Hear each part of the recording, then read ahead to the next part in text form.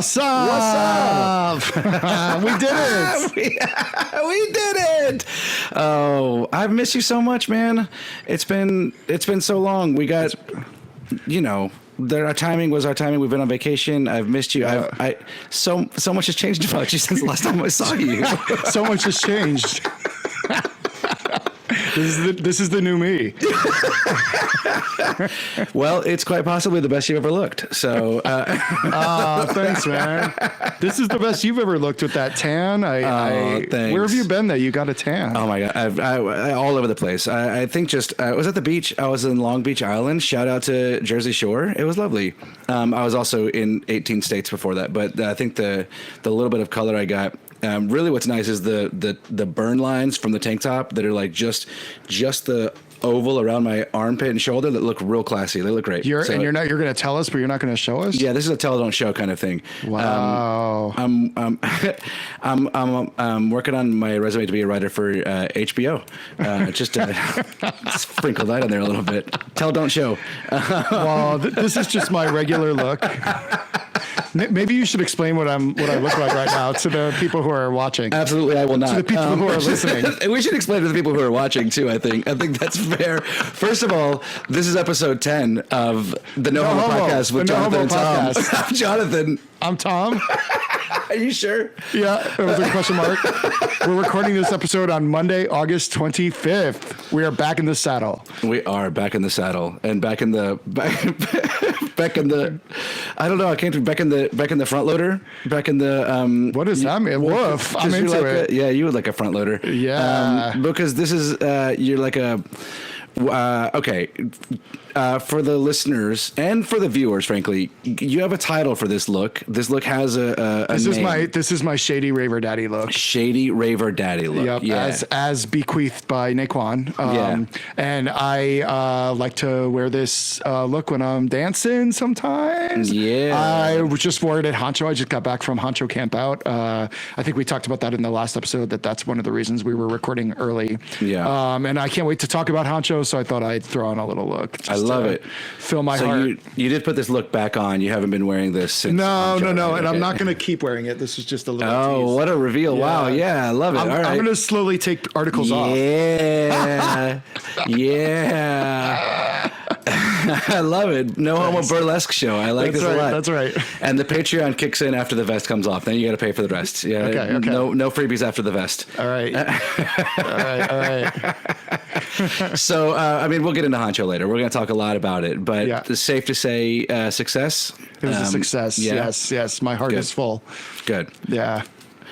I'm glad. Well, we have a lot of other things to get to first before we get to that. It's been so long. I know that because of our high level production value, a lot of listeners might not realize how long we've been apart because we so seamlessly recorded all those episodes and stayed on a cadence and stayed on schedule. But we did. It's been like a month, man. It's been like 3 weeks, right? 3 weeks since we've recorded. I haven't really seen you. We haven't talked.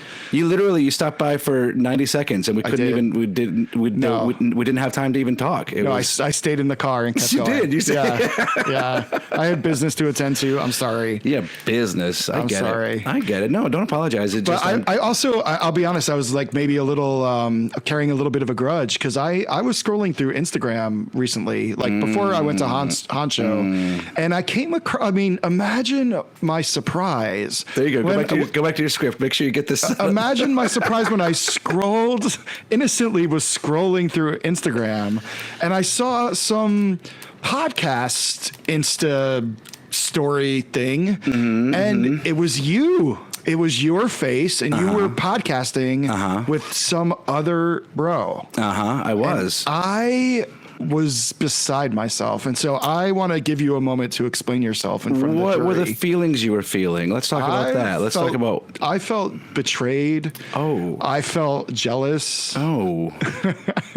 I felt stabbed in the back. Oh, wow. Okay. So just to go back for a second and talk about our cadence and our schedule here. This is episode 10. So if you're keeping up, last week Tom spent 30 minutes talking about how you can't teach an old dog new tricks and how open relationships are the only way to go. And just to be clear, Tom, you and I have never had a discussion about being exclusive. Okay. So I might see other podcasts sometimes. All right. Wow. I'm emotionally monogamous when it comes to podcasting, but I'm kind of a slut when it comes to podcasts. Wow. What other podcasts have you done? Like, do you want to talk about it? Do you want to do this here now? I mean, it's no. I'm kidding though. I was happy to see it, but what were you on? What was it? Tell us about it. Yeah, Radical Joy with James Bullard, who is just such a good dude. So shout out that podcast, Radical Joy. Shout out James Bullard. I know James Bullard. Yeah, you do. Yeah. Yeah. I guess I was so caught up in being betrayed that I didn't even realize who it was. Yeah. Shout out to James. It was your fight or flight kicked in. You were like in a triggered prefrontal cortex shutdown kind of situation. Yes. Yeah, I get it. I understand. And that's why we would not be able to be open, is what you're saying, right? You're trying to close this up on all levels. No, I loved it. I'm kidding. I love to see you out there and spreading the no homo gospel. And that was actually like before we even kicked this off. So I mentioned it. I don't even think that it made it to the air because I mentioned it to him. Basically, I was asking for help on how to produce a podcast. But James has been doing it for a while, and he's a dude who like sees masculinity in a lot of the same ways that we do, that we talk about in here. And he has a lot of, he's an incredible performer, incredible singer, and also a Southern dude who like still, like me, likes football, likes to paint his nails, doesn't think that people should be as scared as they are, doesn't think that we should be equating masculinity and strength to fear and insular outgrouping. So, James, shout out to James. Just to be clear, James, we do not have a future together. That was a one-off. You are a side piece for me, and if I'm a side piece for you, that's okay too. That's what we're establishing here. Is it was a great afternoon we spent together, but I'm a one-man kind of podcaster. That makes me feel better. Yeah, thank you. And speaking of shout outs, I want to give a shout out to our boy IKP, the infamous king of positivity, former co-host of the Herbal Tea podcast with my partner Naquan. They had that podcast for 5 years, I think. They really did it. They worked hard. It was a really good podcast. It was a podcast promoting the queer music and the rap and hip hop and really knowledgeable, like deep cut kind of stuff. They get into it. Like it's, if you want to sound cooler at a party and you want to pick up like a tidbit or two, you can talk about an artist that it sounds cool to know. You should go check out Herbal Tea. You can get you can learn about some cool music that's happening out there that you might not be hearing about in mainstream, and you can impress people at parties with your eclectic music. Also, like, what was the name of that with their song? They had their solo. They had the one that came out. That was I should. They did we'll post about it, but they had a sexy ass music video. They did, bro. That video was hot. It was very hot. PZ and Naquan Earth Tone looking hot. You can follow ikp.me on Instagram. So thank you. Yeah. Thanks, PZ. Yeah, thanks, PZ. So all right. It's time. I'm going to take these off because it's time to get real. Yeah, let's get real. It's time to wrap up and just like that, just for good. I mean, it's over. I want to first just want to check in with you emotionally, see how you're doing. Yeah. I think that the way that I can best sum up all three of these seasons and this whole show is the viewer wondered what he got himself into. What a fever dream. What a chaotic. Yeah. I mean, it didn't, from our point of view, it didn't disappoint in those last two episodes. That's true. That's true. It really brought the heat. It really got back to what it does best, which is chaos. And it really, and it's chaos and nothingness. Yeah. It's like almost, I almost wonder if the point was like almost Buddhist in the none of it matters kind of way. I mean, the think pieces that have been written about this piece have been amazing. We quoted some of them last week, and they're still so good. Like every time I read one, I think I wish I was that smart. I wish I could be that funny about this, because it's crazy that this material, as absurd as it is inspiring some really impressive writing. Yeah. So to be clear, we are catching up on episodes 11 and 12 because we missed a week because of the way we recorded. So the penultimate, I mean, first of all, what I think is so crazy is that these characters, especially the three main girls, did not spend very much time in the same room together. No. And this is the end of a 30-something year story that we have been theoretically following. Instead, we spent in the last episode, we spent multiple minutes meeting brand new characters. I mean, and I don't want to go. Well, I will go out of order, and I will treat this as though we were writing an episode of Just Like That. Yeah, you just whatever you want. Yeah, timelines don't matter. Context doesn't matter at all. No. You don't even need to make a point, really. You can just, we could just talk just around it like this, and it would be an episode basically. Yeah, this whole idea that what the letters say, they reshot these episodes, they re-edited these episodes to make it a thing. Yeah. First, they absolutely did not. No. The only way that I can maybe find a reason for these characters for us to have spent so much time with these random ass side characters is there's going to be a season 4. We have to establish what we're going into season 4 with, who we're going to be dealing with, and instead it's just hey, here's 5 new characters that will never matter. Yeah. I don't even. Yeah, I think also, I listened to the Just Like That Writers Room podcast. They talked about the season finale. They never called it the series finale when they talked about it. So it's all a lie. They did not know that it was going to end this way. If anything, maybe they went back in and shot that last scene of her in the house dancing. Okay, yeah. And maybe they went in and did a wrap up. I don't even know, because that seemed like a perfectly fine wrap up to the end of a season. Sure. So I don't necessarily know. It was a callback to the way the original series ended, which I don't know if you know that. But yeah. I chose me or something is that when John's calling, it's kind of like. Yeah. Wow. Good job, man. Did you actually see it, or you just have read? Okay. No, I've heard about it. Yeah. So one thing that's always driven me crazy about the end of the original series, and I actually think that the original series sort of does a good job, and it ties up all of their storylines are emotionally satisfying to tie up. And she has this last voiceover, of course, because in the original series, she was the voiceover throughout everything. She was the glue that tied all the stories together, in the guise of writing her column. So they did that, and she had a nice big monologue, a well-written, nice, satisfying monologue to end this series. And she basically said, you can have all these different kinds of relationships that can take you far from where you've been or bring you back to yourself, whatever. And they're cycling through all the main characters, and you're seeing how the different relationships they've all been in have changed who they are. But then she says the most important relationship you'll ever have is the one with yourself, which to me was what the series was about, and a really strong, great point of view. Yeah. And then they end it. But if you just happen to find the great guy to go along with it, that makes it all the better. And I always personally thought that she should have ended up alone, that the series should have ended and she still should have been alone. I was annoyed that they had to make her fall with Big, who'd always kind of been kind of a dick to her the whole time. And I never really saw them as great loves that needed to be together. So it was a callback to that, and I guess that was nice. And I like that I like the choice that they had her end alone. I do. So I don't know, but the fact that 7 minutes before the end of a 30-year series that people have been following with hearts wide open for 30 years, we literally saw poop. I think it was the first time I've ever seen poop on TV. God. Have you seen poop? This was the most insane. This was the most.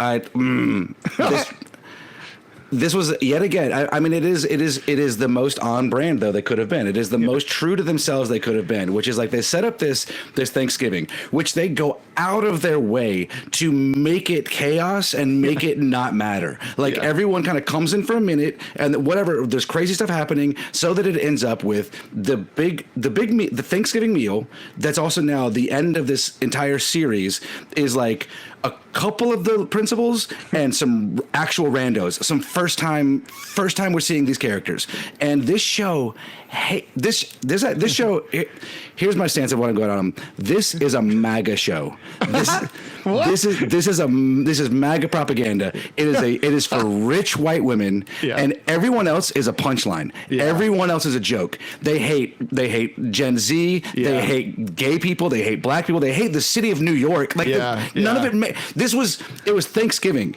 And not a moment of what Thanksgiving in New York, like literally the time of year, the season. Yeah. It's like she leaves and walks home in the daytime in the bright sun after a Thanksgiving meal in New York in November. That's not. I think there was a palm tree at one point. Green. Yeah. Just a lovely spring day in New York for Thanksgiving.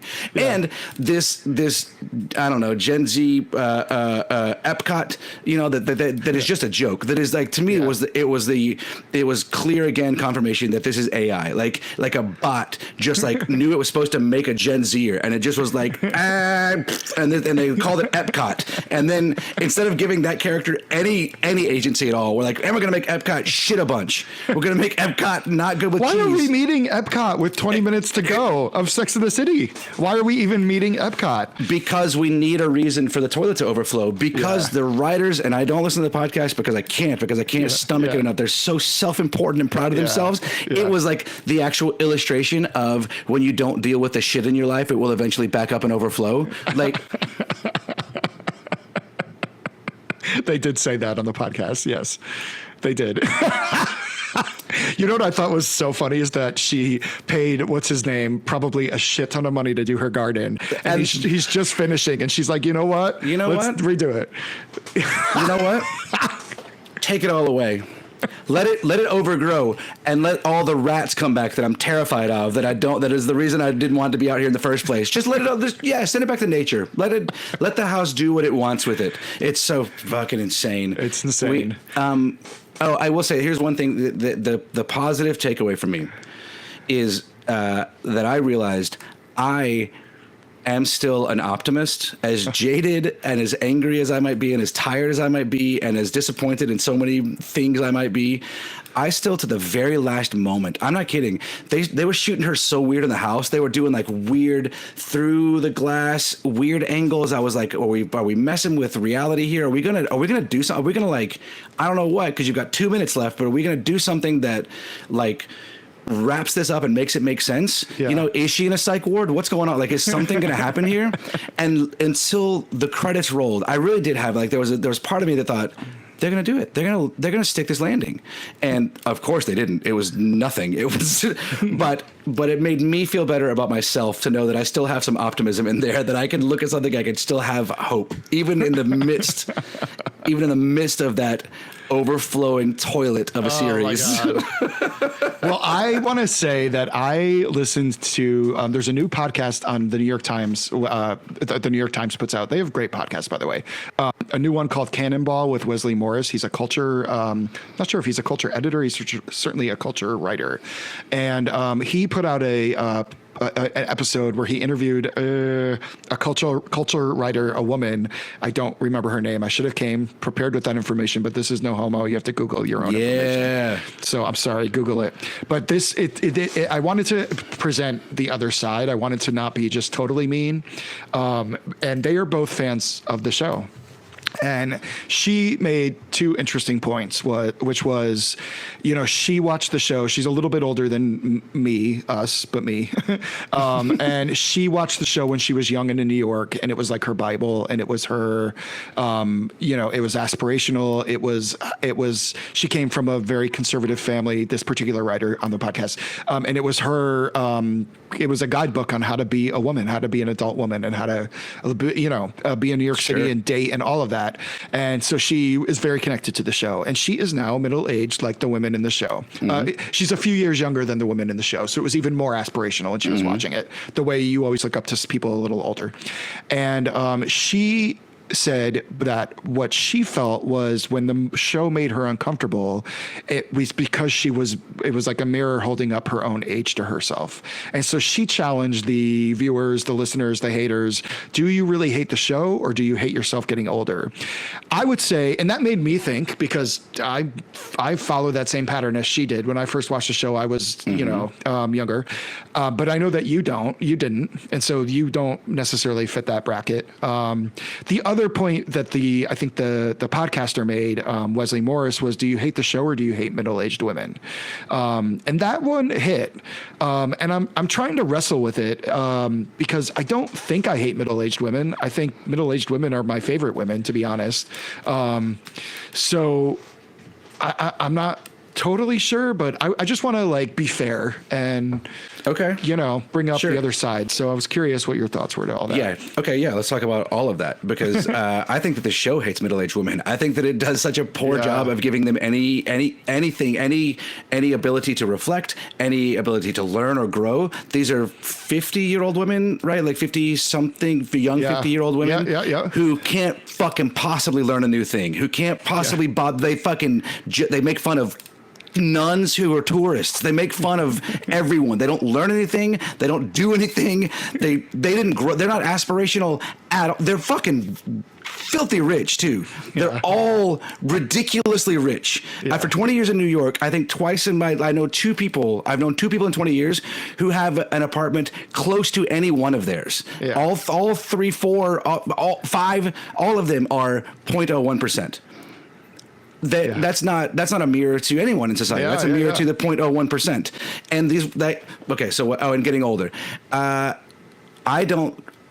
It's like the opposite of aspirational. To me, this is like watching these women, these characters is like a warning sign for aging, because they don't learn anything. They give up on growing. They give up on learning. Like the growth is, are you going to have a man or not have a man? That's the only question that the entire show asks is, are you going to have a man or not have a man? And to me, I would say, I would give more credit to middle-aged women and say there's a lot more going on. Yeah. In fact, this writer herself, who is a podcaster and journalist and whatever, doing what she wants to do and making it and like pushing herself and growing and learning and writing things down, I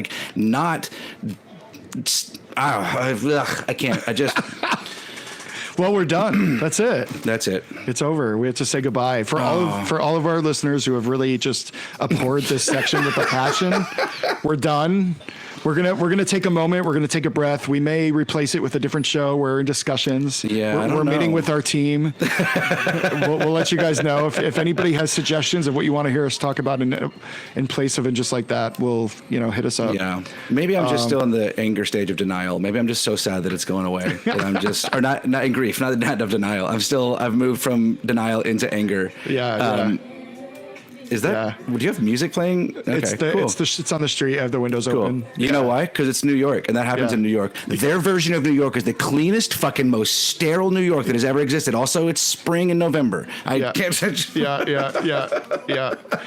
Well, I can say that I was tempered at the loss of And Just Like That with the announcement on the New Heights podcast that my girl Taylor Swift has T12, her 12th album, coming out October 3rd. I think it's October 3rd. All right. Life of a Showgirl. I am excited. Yeah. Because I'm a bit of a fan. A bit of a fan. I was bummed that we couldn't get her. I was hoping we could get the announcement on No Homo, but I do feel like if anyone else, it's not us, is going to get it, it should be New Heights. Rick. Yeah, for real. Yeah, it's exciting. I don't actually know. I know that it's been announced, and I've seen a couple little blips of people wondering if they found Easter eggs. Do you know much about what's out there? What is she doing so far? I there's a lot. I don't want to spend too much time because there's 1,001 podcasts that have done it. But the one that I think is the most exciting potentially is, do you know about the sourdough? Mm-mm. Okay, so she talked about she has a lot of free time now that she's not on the tour anymore, and she's been getting back into her hobbies. She's really been into making sourdough. And she said she talked a lot about sourdough, and she said she spends 60% of her time thinking about sourdough.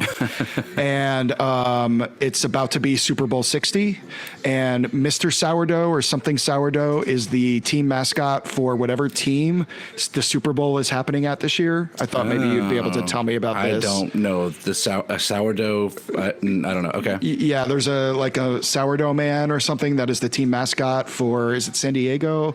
So once again, no homo coming with the facts, coming in hot with facts. Strong opinions on weekly researched things. So there is a lot of theory out there that she was hinting to her fans that she's going to be the performer at this year's Super Bowl. Okay. Did you get anything? I'm looking. Let's see. Has not. Yeah. So Taylor Swift speculated to perform, but it's in. No, keep going. I don't have it. Yet. Say something else. Anyways, whatever the home team is at the stadium, because they always announce the stadium right before. Yeah. So that's kind of exciting. And she kept flashing 47. That kept coming up a lot. So there's lots of people are wondering what the 47 means. I don't really know about all that. And then colors and stuff, like orange is the big color for this album. It's supposed to be a shorter album. It's with the producers who did like 1989, her bigger pop hits. So she's not with what's his name, Aaron. Is it not Aaron Dressler and oh man, coming in hot with the facts. Sorry guys, but now the producer she's been working with, she's not going to be working with the next album, which a lot of people think it's time for her to make that shake up. It's supposed to be an album of pop anthems, so I'm really excited about it. I'm a huge fan. Okay, so just I did track it down. And I never knew this at all. But this, so the Super Bowl is in San Francisco, which is the home of the 49ers. Okay, and I guess that the gold miner guy who is the 49er is called Sourdough Sam. Okay, so, here we go. See, I was right. Yeah, you nailed it. I nailed it. Well researched, deep cuts. People know where their bread is buttered. They know where to come for the hot takes and the quick news. They know the cutting edge of the zeitgeist, the tip of the zeitgeist. Right here. I knew that happened, but I was barely keeping up. My travels for the last 3 weeks have been so chaotic. They've been all over the Southeast, and I was like couch surfing with family and friends, and then family vacations, and it's been a blast. But it has just been like my tonight will be the first time I've slept in my bed for like weeks, and I'm so excited to just be home and like relax for a minute before school starts and stuff. And I know we're going to talk about Honcho in a moment, so I don't want to get there yet. But there was, and I also know that was only like a 3 day? Is that a 3 night? 4 nights, four real days. Yeah. Okay. But throughout my travels, I often would be in the middle of doing something incredibly parental, like I don't know, like changing pee sheets in the middle of the night, for whatever, or helping a child through something and thinking like, I wonder what's going on at Honcho right now. I wonder what the boys are up to in the woods. I can't say this for my friends, but I wouldn't be surprised if there were some pee sheets changed at Honcho, to be honest with you. I thought about if my brain hadn't been such mush today, I really wanted to put together a list of like 5 things and just like read them off, and we had to guess which ones, people could guess which vacation it happened on, and pee sheets was going to be one of them. That's amazing. I think it's a toss-up. Yeah. That's funny. Well, I want to, before we get into Honcho, because I do have a lot I want to say about it, but I want to just we like to touch on some current events, and one that's been bothering me is the fact that Kim Davis is our Kentucky clerk friend who's been just a wart on the history of America for a long, long time now, more than 10 years. And she is once again challenging the Supreme Court decision from 2015, Obergefell, that gave gays the right to marry. And she is asking the Supreme Court to take it up again. And first of all, Kim Davis, I want to point out, has been married 4 times to 3 different husbands. But this is she's the person who's deciding what makes sense for a good marriage. She's a fucking troll. She's by definition troll. She's awful. She is the universe showing you when you are ugly and evil in your heart. Yeah. It actually manifests in your face and your body. And I don't want it to sit in some kind of like, what's the word for like being mean to people for the way they look, like superficial, but like they're real, like a bigger word. No. She looks that way because she's evil. But yeah, like, she's I feel comfortable saying that. Rotting from the inside, and you can see it in her totally. on the outside. Yeah. Same thing. Like Mitch McConnell suffers from that. So does Donald Trump. They all do. Yeah. So she and the problem here is that Alito and Thomas, two of the Supreme Court justices, when they struck down Roe v. Wade, in that decision, hinted at the fact, more than hinted, basically said, bring us back Obergefell, and that can be revisited along with some other stuff. Mm-hmm. So I'm fucking nervous. As you know, I am engaged. Naquan and I celebrated our 1-year anniversary of being engaged. We got engaged at Honcho last year. We're in the process of slowly planning our wedding. And this is now on the chopping block. They're gonna, if it does get struck down, it'll get sent back to the States. So I should be okay in New York State. But that isn't quite the point. I want to be legally married in the whole country. Yeah. I don't want to, when I cross state lines, I mean, I guess my marriage would still be recognized, but it's like the principle of the thing. I want my marriage. Sure. Yeah. I want my fucking marriage to mean the same as my sister's fucking marriage. It's insane to think that it's not, that it wouldn't, that it would, that would be, that we would regress to some kind of place where like that's even on the table. It's absurd. Yeah. So 4 of the 5 justices have to agree to take up the case. And hundreds of cases get submitted to the Supreme Court, and they take only a very small 1 to 3% of them are even taken up each year. So that is in our favor. They did go back to her and her lawyers and ask questions for clarification, which is a sign that they're considering it. That's scary. 4 of the 5 have to say yes to taking it. We know that 3 are on our side. So we only need 1 of the others to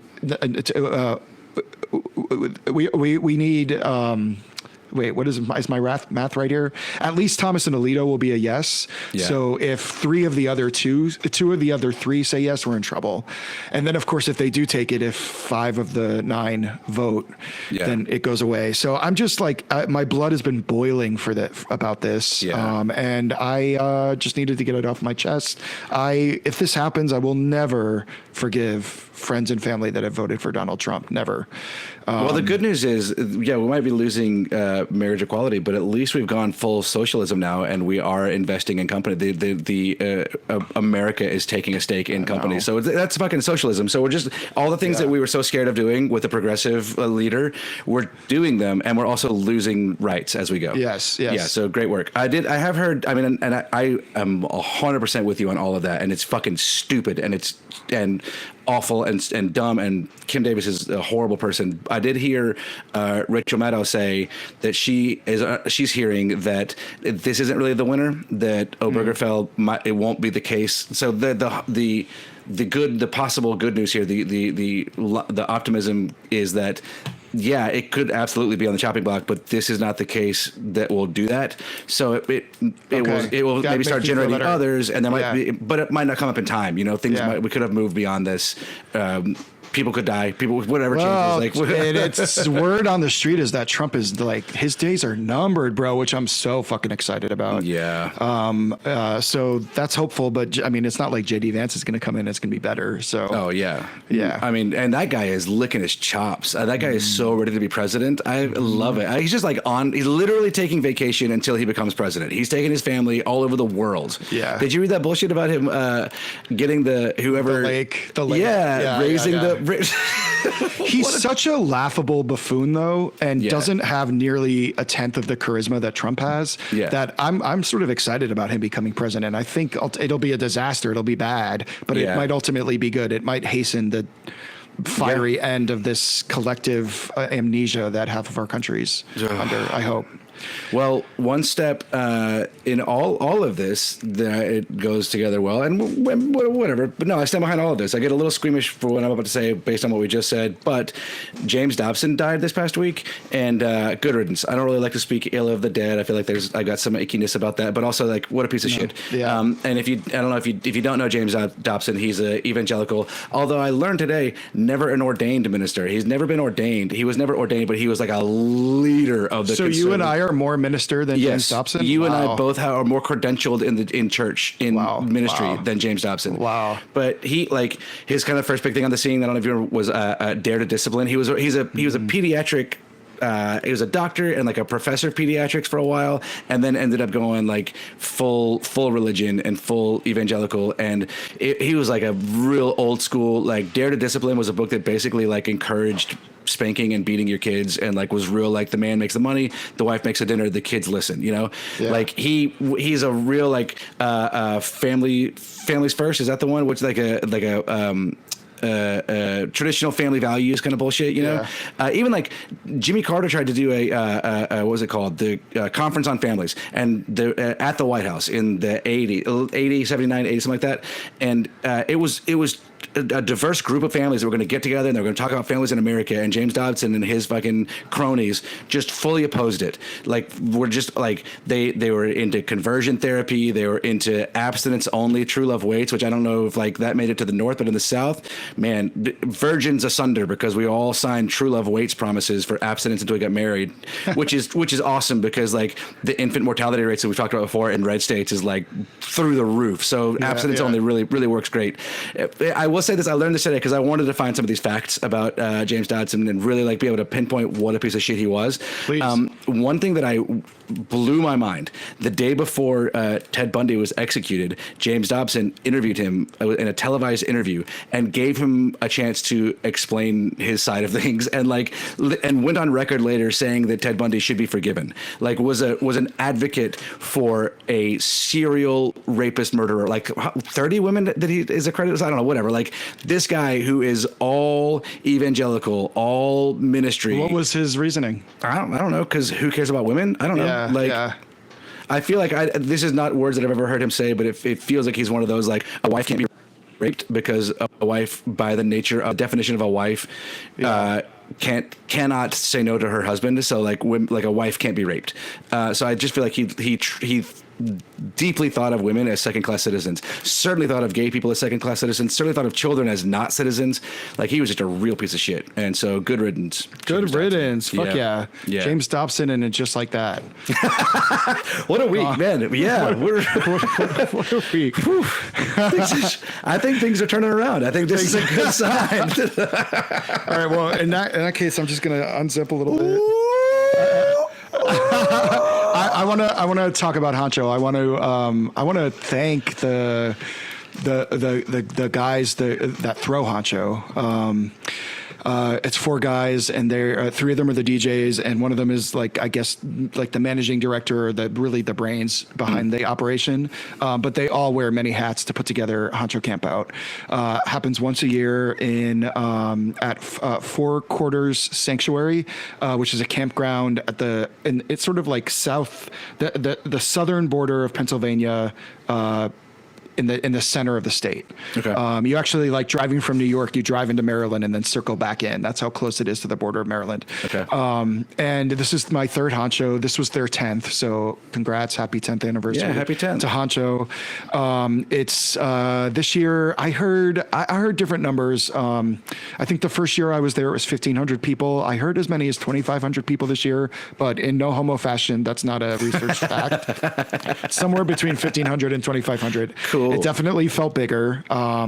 It's a music festival first and foremost. It's queer, but so it's not just gay. There are lesbians, there are trans, and they've done a really good job. Honcho sort of famously a couple of years ago, 5-7 years ago, took a look at itself and realized that it was mostly well-off white rich gay men who were coming to this festival, and they realized that was a problem, and they went out of their way to figure that out. And they now have something called the Queer Fam Fund, which is something you can donate to, and every year they pay for queer people to come to this festival, and they get travel there, they get housing when they get there, they get a meal plan. All they have to do is bring their looks and their good times. And we talked last week about like community, and I think what's so special about Honcho is it's not, I said it's a music festival first, and it is. That's why it started. They do an amazing job curating DJs. also the festival keeps getting bigger every year in terms of like it gets better and bigger. They keep making new surprises. There was a library this year of like queer culture.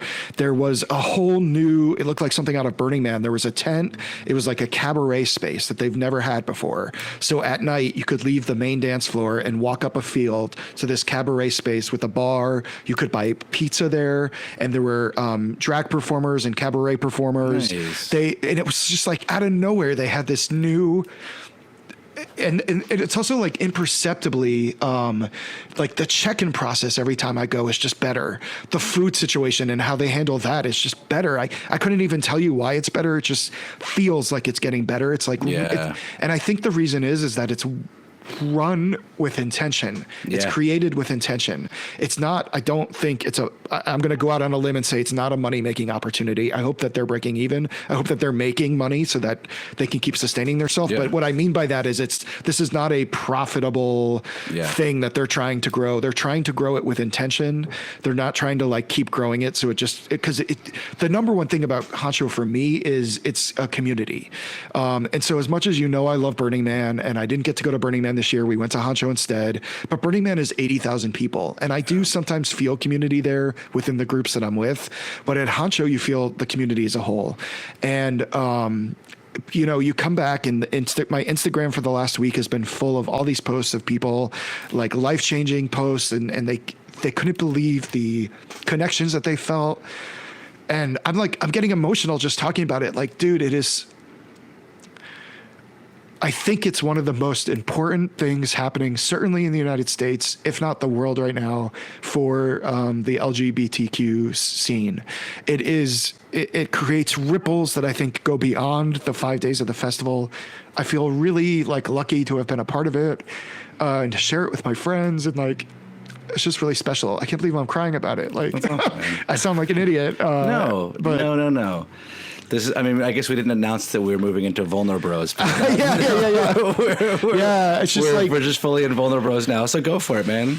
I want to read something that someone posted on Instagram. The handle is Molotov_Cocteau, like John Cocteau. Queer utopia isn't inherent. It's an idea, and a moving one, that is built through struggle, intention, and community, blood, and sweat. The Honcho Campout is a beautiful and complex manifestation of a thousands-year-old, deeply human ritual of people dancing way past their limits to loud music with one another. We stretch our senses and expand the limits of our sensibilities, and we freak out collectively. This is surreal and somber, beautiful and painful, and we experience it together. It's not meant to be fun all the time. Sometimes it's difficult. Sometimes it's both or neither. We are all vulnerable, and our emotions are high, spinning in every direction, because we are hyperextending our bodies and minds to grasp at something beyond what we feel every day. We process big and complicated emotions and physical, social, spiritual feelings with one another. Intense feelings of belonging mixed with profound feelings of loneliness. Pleasure is paramount, but so are its opposites. Somewhere in the churn, we lean on each other and we learn about each other. I'm so proud to be a part of this ritual, to be able to access it and play my little part. That hit home for me. I wanted to share it. It is hard. It's hard being there. It's camping. It's fucking humid as hell. It's muddy. It rains sometimes. You have to walk up hills to eat. You have to walk down the hill. You walk across the suspension bridge to go to the night party. You have to walk back across the suspension bridge when you're not sober to return home. It's hard on your body to be there. At times you feel lonely. At times you feel connected. But I think that this guy hit on something dancing around the fire and banging and making music is something we've been doing from the beginning. Yeah. And I think that if you are not finding a chance and a way to do this in your life right now, bro, sis, you are missing out. You are living your life wrong if you are not dancing with your friends into the night at least once a month. You're doing life wrong. End of story. You are doing life wrong. That's my soapbox there. Yeah, I like it. And I agree. I think we kind of talked about it recently. Intention, it just makes things better. Intention is the point. Work is the point, right? Literally. And I feel like a real dad and a real old man. But it has become clear to me, because I say this plenty now, and I say it to my kids. I'm trying to find new ways to say it because I don't want to sound just like an old man. But It is true. Anything worth having is worth working for. You know, like the old adage, like it really is. Like we're in a world now, and I'm guilty of this all the time. Like I love a potion that's going to fix something. I love a quick fix. But the truth is, and I just have to acknowledge it, like time and work are the ways that things get better. The good things that come from time and work. And it's not. I think that's like the gay community is not perfectly inclusive. It's not perfect in any way. It's still made up of individuals, which means sometimes people aren't going to get along. Sometimes there's going to be difference of opinions. There are assholes in every group, you know, there are bad people in every group, but it is a group. And like, this sounds like this is a, specific kind of symptom of this, but it's a group that had to work with intention to exist, to earn the right to exist and to earn the right to be together in community. And so like, as opposed to, and this is like such a I guess kind of like root thesis of No Homo, and if I haven't said it a bunch yet, I will continue to say it a bunch. It will be a thing that we'll probably talk about a whole lot, but like that is, to me, that's what it is so clear to me what I'm watching happen with the like straight white cis middle upper class community, like the unbothered community in America hasn't had to work. It has chosen not to work for community because you can find a sports team, you can find a church, you can find a group, you can find there are places to go that you can find like-minded people where you can support each other. But so many versions that my folk have of that are soft and easy, or they're just like intentionally exclusionary. They're exclusive on purpose to keep out anyone else, so that the only intention you're putting into it is not learning and not growing. And I think that's become so clear. Like when you see all this shit happening now, people getting so Kim Davis, like what a fucking soft, weak nothing of a person. Yeah. Because this is the biggest problem in her life is that other people are in love. Yeah. Like what a fucking soft life you have. Sad. That is the hardest thing that you're dealing with is other people being happy. Yeah. What a miserable life to lead. And I don't know. We talked about like, I know that some like a comment came through. We can talk about it if we want, like after talking about monogamy last week, because I do think it's interesting to notice like there are clearly we have lots of very quickly researched hot takes, but we don't speak for any full group. You know, like there are differences of opinions and different perspectives, and I know that there was like some feedback about monogamy within the gay community. And We got a response from someone, and if it was a thoughtful response, it's something I've heard before. There is so much open relationships in the gay community that it is a common refrain to hear from single gay guys that all of the guys that are in open relationships are preventing them from meeting someone and finding a relationship, that we're making it harder by being, Naquan and I are making it harder by being a couple that's open. And I get it. I guess when I was single, I maybe like felt that once or twice. It was never something I really hung my hat on. I don't actually believe it myself.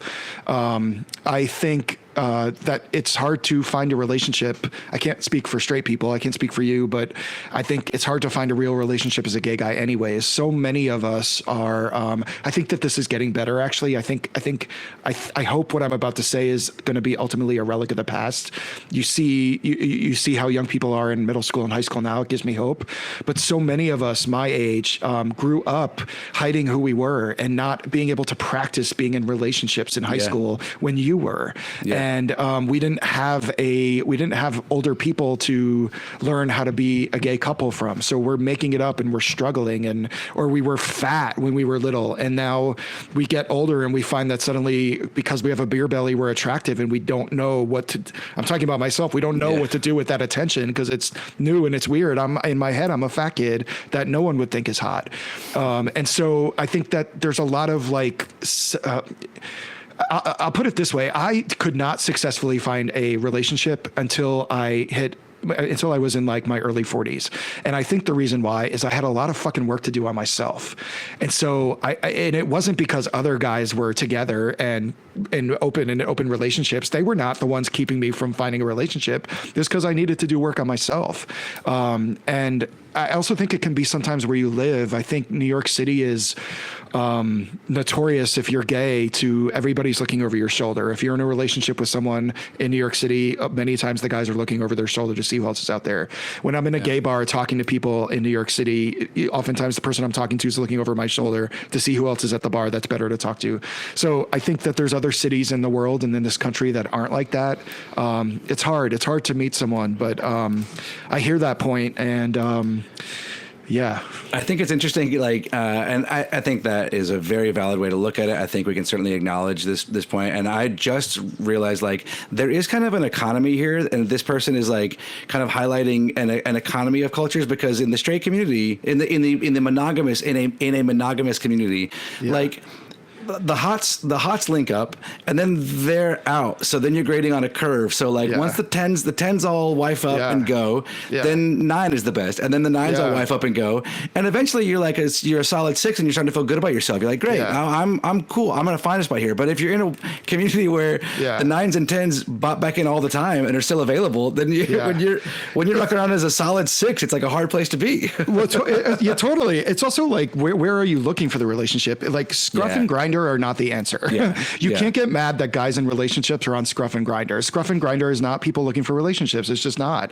And certain bars on certain nights and certain parties are not people looking for relationships. But they are out there, but you can't necessarily vilify a gay guy that you meet that you like, and then find out that, and they're expressing an interest back, and then you find out that they have a partner.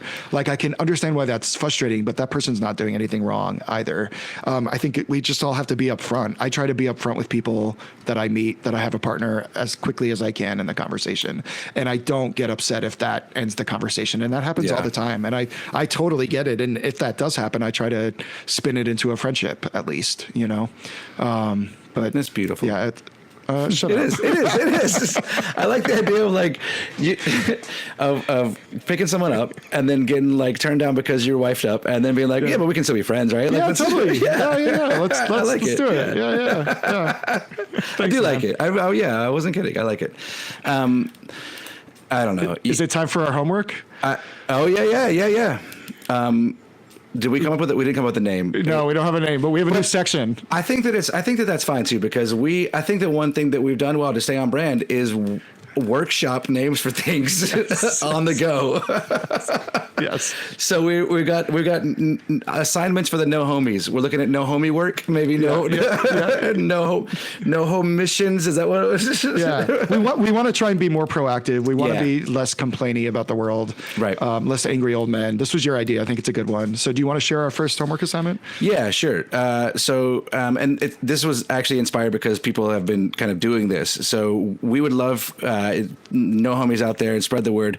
If you are a straight gay combo of friends, if your best friend is if you're straight and your best friend's gay, or vice versa, or you have a group that is a mixed sexual preference, tag us in pictures. If you're posting pictures on the internet, if you're posting on Instagram, if you got reels or pictures, tag us, because one of the things that I think we agree on is the real IRL-ness of all of this. Get in real life, get in and do it, and there's definitely a little bit of a mirror looking back at us when we're doing a podcast on Zoom and then putting it online, but that's because we've been friends for near 20 years, and this is the easiest way to edit this. I think that we both feel strongly for myself, and I would encourage any listeners and no homies out there to also get out there with your friends, go hang out with your friends, go dance around a fire, or be on your feet and be active with your friends. And if you take pictures, tag us. We want to see who you are, and we want to shout you out. Especially if you're a straight and a gay best friend. Yeah. We want to see that picture. Yeah. But we actually had a couple of people, one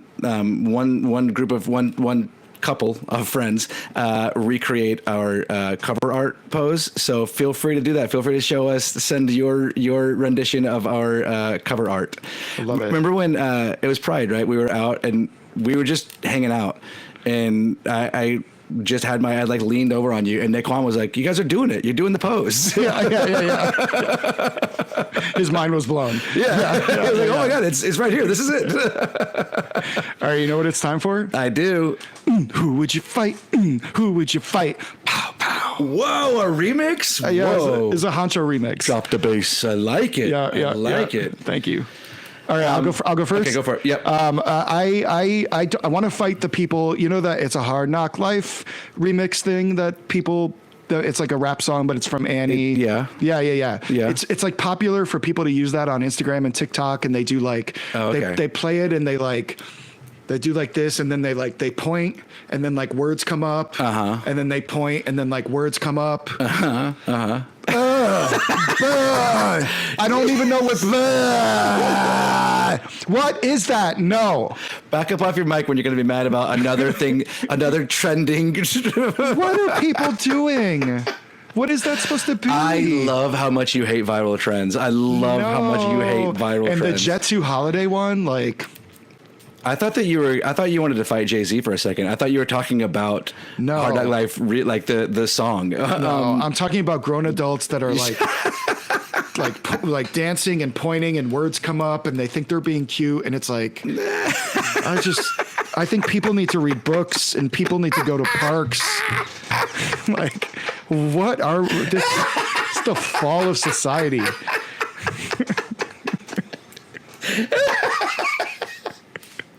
Get off your phones and go to the park.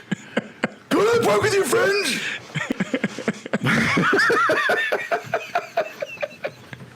What's yours? Who are you fighting this week? I'm going to fight all BMW owners, and I will give a caveat that is clearly not true. I think I know 2 people who own BMWs who are not assholes, but I need those 2 to go out to every other one and tell them all to stop driving like assholes. Every time the assholes on the road are a BMW driver, and I will see them comment. Like, there are other assholes, but it's like a rectangle is not a square, but a square is a rectangle. Yeah. Not all asshole drivers are BMW drivers, but all BMW drivers are assholes. Yeah. Wow. Except for like 2 that I can say I actually know that are not, but those 2, get out there and tell everyone else to stop being such assholes, or I'm going to fight all of them. I'd like to say I've noticed this, but I'm going to come clean. This is embarrassing. This is talk about vulnerable bros. I have a car gene deficiency. Like, I don't see cars. I even as a like I've never been able to say like, oh yeah, that person drives this, or like you fucking just I don't see colored me for cars. I don't see cars. when people talk about like what make a car is, my mind is like, what? How do people know this? And people just know it. It's like I've never, like, even as a kid. Well, it's capitalism. It's just branding. It's just like it's an emblem. It's like it's commercialism. It is. Well, yeah. Someone once said to me, like, look at the logo. I'm like, okay, yeah, I could start doing that. But correct me if I'm wrong. It feels like many people in the world can look at like the shape and they know what it is. Sure. Yeah. There's a lot of like there's a degree of that for sure. Yeah. I don't know. But usually for me it's the logo. And what's the frequency fallacy? I'm making, it's not Bernie Meinhof, but they're like somebody has a thing who's like when you start noticing something, it feels more frequent because you are thinking about it that way. Yeah. You know? So I really take that into account, and I try to think like, I'm sure this isn't true. I'm sure it's just because I've had the thought now that these drivers suck. Yeah. Now I'm clocking it more, but I swear to God, it is so frequent, and I am not a kind or patient or forgiving driver. So I keep an eye on all of these people out there, and it is so frequent that it is a BMW driver. Well, you just lost us our BMW driver listener. Listen, here's the thing: if you are a BMW driver, get out there. First of all, don't be an asshole, and get out there and tell all the other drivers to stop being assholes. It's making you look bad as a BMW driver. Anyone out there who's listening to this who is a BMW driver and is not an asshole, all of the other BMW owners are making you look like an asshole. When I see your car coming in the rearview mirror, I think, oh great, here comes an asshole. And if you're not, then you need to talk to the other ones to get this fixed. All right. Well, that's settled. That's our episode. Happy 10th. Happy 10th. Happy 10th, man. I almost said happy 10th anniversary, but it's not our anniversary. No, but 10th episode. Happy 10th, episode. You want to read us out? I'll read us out. Thanks for listening to No Homo. If you enjoyed this episode, make sure to like and subscribe to No Homo with Jonathan and Tom on all podcast platforms and YouTube. Graphics and music by Matt Ladner, and a communal thanks to Jen Dorenbosch and Naquan Williams.